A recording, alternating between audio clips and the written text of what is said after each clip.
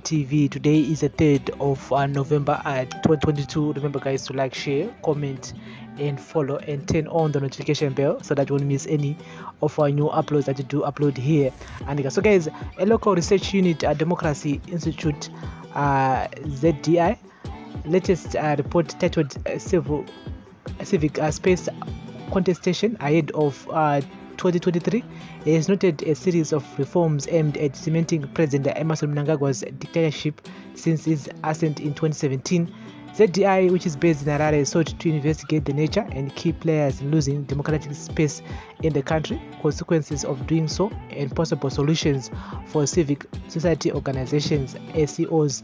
It noted that Mnangagwa's machinations to consolidating state power through authoritarian means and highlighted the worsened closure of civil space as compared to the era of late former President Robert Mugabe. The study found that Zimbabwe in the post-Mugabe era has witnessed a sequence of political reforms designed to consolidate authoritarian rule, said ZDI.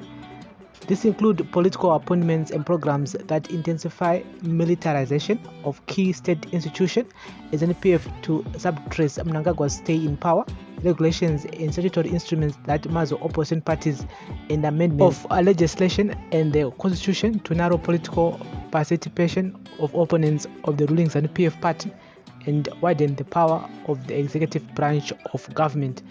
This authoritarian consolidation policy has been very injurious to the democratic gains of the 2009-2013 power sharing reforms, the most injured being judicial independence, separation of powers, constitutionalism, political participation, and role of civil society.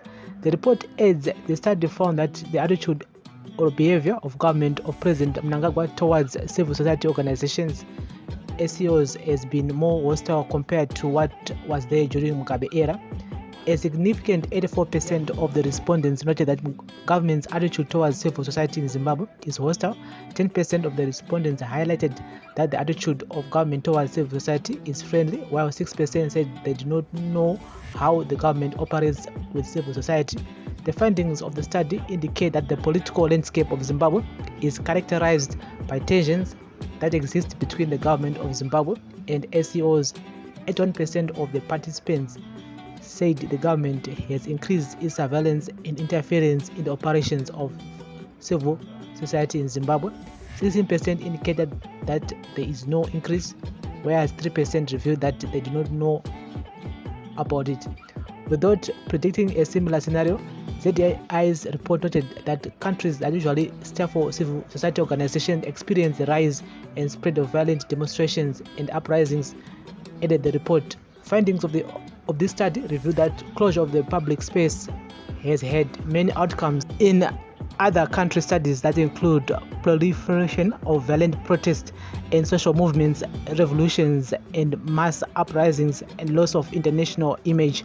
Civil unrest is the worst case scenario, usually associated with closure of the civil space, as people tend to turn to the streets and violence as an alternative way of expression. It is imperative that ACOs speak with one voice against the government's attempt to close the civil space unit of all ACOs in the country. This is against the background of discohesion within ACOs themselves. For instance, one of the ACOs meetings in Mutare was disrupted by the military, and rumors said a certain fellow ACO had alerted the security forces of the meeting. The report also suggests a coalition of ACOs.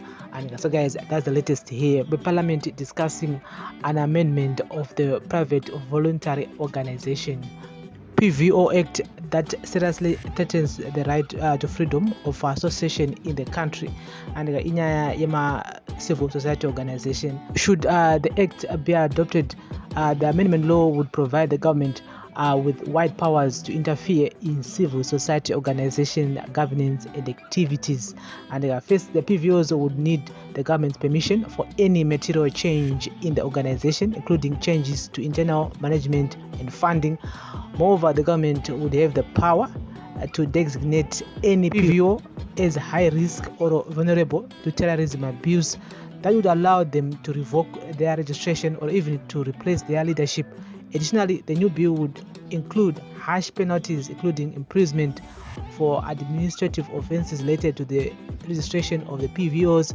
Finally, the bill contains provisions that allow for the banning of civil society organizations from engaging in political activities abroad, and vague concept that could include legitimate human rights activities. And so guys, that's the latest regarding to this new amendment bill. And once Mnangagwa vasaina bill zvichaita kuti ma-NGOs akawanda akwanise kubva muZimbabwe achienda kune dzimwe nyika, because ndo vanotibatsira kumaruzevha vachitipa chikafu, maclinics, vachito zvakasiyana-siyana, vachibatsirawo munzvimbo dzakasiyana-siyana dzekuti hurumende inenge ichitadza kusvika ikoko kana kuti vanenge vasina ma-resources acho ekubatsira nzvimbo dzodzo dzakasaririra. But pachasa mari dzavanospenda per year in helping our communities imari dzinenge dzakatowanda, but hurumende always suspects that some of these NGOs are engaging in political activities. And so this is a daily news, breaking news, everyday news on Prince Miller Entertainment TV. We're gonna keep you guys in the loop here. We're gonna take any new information. Remember to like, share, comment, and follow. Bless up.